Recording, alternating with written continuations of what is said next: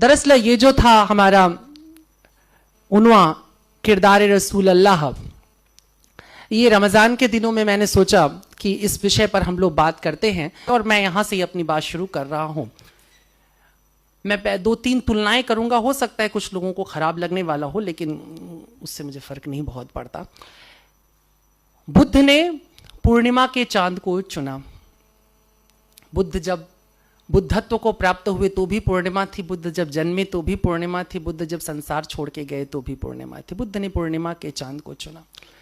बुद्ध पूर्णता के प्रतीक है, बुद्ध संपूर्ण होने का नाम है। आप बुद्ध को तब तक नहीं समझ सकते हैं जब तक आप में संपूर्णता ना आ जाए। बुद्ध संपूर्णता का नाम है, पूर्णता का नाम है। रसूल अल्लाह पैगंबर मोहम्मद साहब वो भी बुद्ध हुए।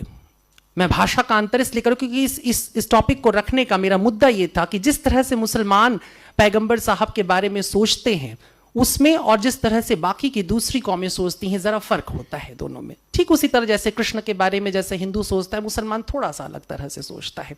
लेकिन मोहम्मद साहब का जो असर है वो मेरे देखे पूरी दुनिया में बहुत ही बड़ा है।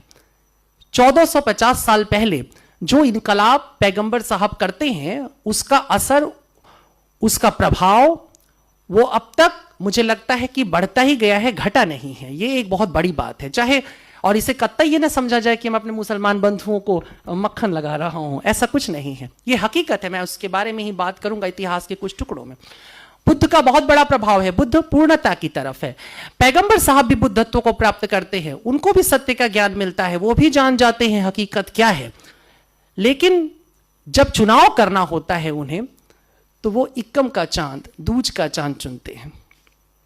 उसका कारण है बुद्ध जिस जमीन पर अपनी बात कह रहे थे उस जमीन पर सत्य, ज्ञान, समाधि या परमात्मा भगवत्ता की तमाम सत्ताएं आ चुकी थी या उन पर दावा हो चुका था।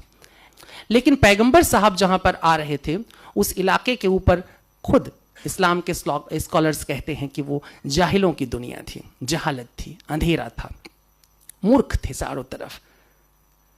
हम लोग जिसे मूर्ख कहते हैं, जो करुणामय हृदय होता है वो उसे मूर्ख नहीं कहता, अबोध कहता है। वो उसे बच्चे की तरह देखता है। बच्चा कितना भी उत्पात मचा दे, लेकिन माँ जो होती है उसके अंदर एक ममत्व होता है। बच्चा गोद में लैट्रिन कर दे, पेशाब कर दे, फिर वो साफ करती, बच्चे को उठा के पटक नहीं देती है। लेकिन अगर कोई आया हो जिससे कम पैसे मिल रहे हो तो पटक देगी, कहेगी वो छूट गया माता जी गोद से बच्चा अचानक। तो भारत की स्थिति अलग थी और वहां की अलग बात थी। और पैगंबर